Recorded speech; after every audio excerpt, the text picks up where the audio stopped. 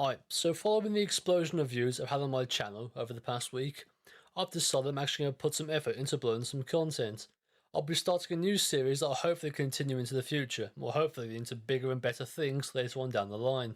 With that, let me introduce to you how to fix a racetrack, the show where I give my opinion on how to improve circuits while trying to stay as faithful to the original as I can. This is inspired by the mad lad himself, Southpaw Racer, who did his own series on how to ruin the racetrack. Also, as a side note, I'll be drawing an outline for my propositions because I'm not talented enough to use the cut and stretch features on GIMP. The first track I'll be modifying will be the Circuit of the Americas, also known as COTA. As many drivers, sim racers and fans are aware, COTA has a small history of being a wild racetrack for both the right and wrong reasons. So, I'll be trying to rein in a few of these areas with change that should calm it down a little bit. Alright, so starting off at turn 1. This is a notorious chaos maker, and it's mainly because it's got such a wide entry and such a narrow exit. And it's also not helped by this tiny little apex that's in the middle of it.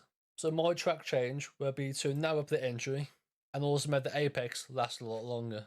Anyone making the move on the inside now has some space to manoeuvre themselves instead of just crossing over every single line available. Turn 2 is the exact same, there are no changes there. And the same goes to the first 3 corners of the S's.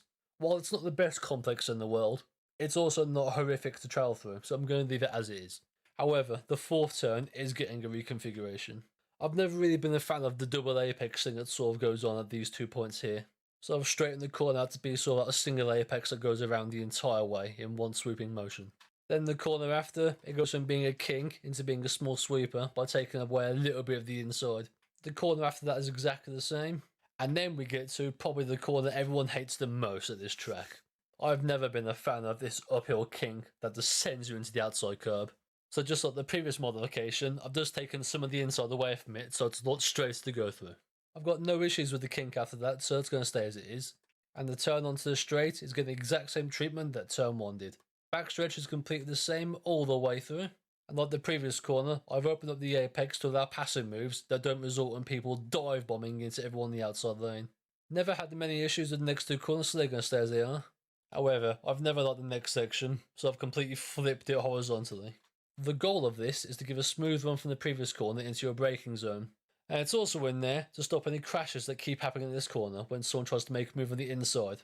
I'm a real fan of this next complex here, so I'm keeping this exactly the same. Second to last corner is getting a tiny cut on the inside just to make it a little bit more bearable. The final corner's got really no issues, so I'm going to keep that one the same as well. Also for the pits, the pit entry will be exactly the same, and the pit exit will merge pretty much the exact same way the old one did. And finally, for the infield short sections, I've made them smoother and simplified them a little bit. As you can see in the image transitions, you can see they're not the biggest changes in the world, but I do reckon it is at the point where it would improve the racing there. You've got no more real opportunities to do any stupid dive bombs on people, but at the same time, you've still got the opportunities to make the same overtakes happen. And all of those dodgy corners that really didn't need to be there are mostly gone now. And as I said, I try and kept it as faithful as I could to the original track. So, that's the first track done. It will be about a week or 2 till the next one comes out. And also, liking and subscribing genuinely does help out the channel. But that'll be all from me. Have a good night, lads.